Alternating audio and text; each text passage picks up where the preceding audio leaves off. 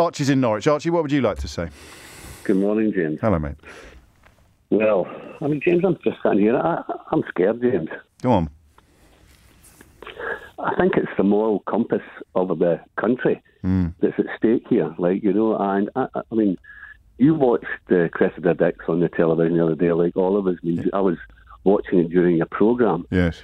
And her whole demeanour was that she was uncomfortable about this, and that, I mean, she did not want to do this.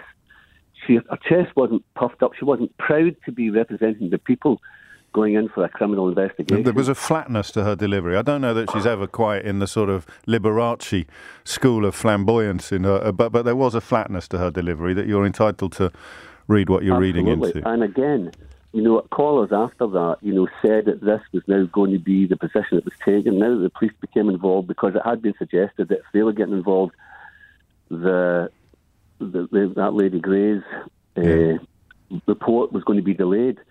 And I think it was Channel 4 News that night that said that, you know, this now could be a tactic, that they could now get that to get to the weekend, to get to Friday, so that then it's still not published, it's over the weekend, and there'll be all sorts of stuff coming out. I mean, can you imagine the avalanche of press headlines if this was anybody within the Labour government? I don't even mean the leader of the Labour government, but anybody or any parts of the Labour government. And it wouldn't be anything about, you know, let's keep everything in proportion. There would be an avalanche, and everybody would use every kind of expression.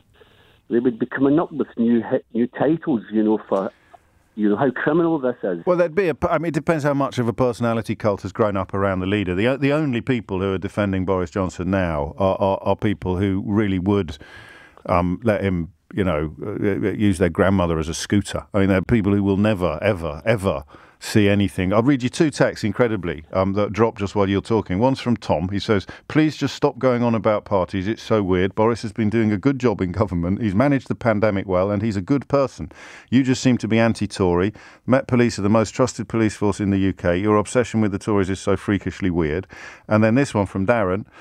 Deep breath, here goes. I'm sorry. I voted for Boris Johnson and I bought into his rhetoric. I've now lost faith in this government and politics in general. Now that I'm awake to it all, I've no idea where to look without seeing BS everywhere. So there'll always be Toms out there, right up until, you know, the point that they're carted away. There'll always be Toms out there, whatever the politics is. The problem you describe is caused by the media, because there's not really anybody in the media that would be a Tom for a Labour government or a Labour leader, and that seems to me to be a really deep-rooted problem.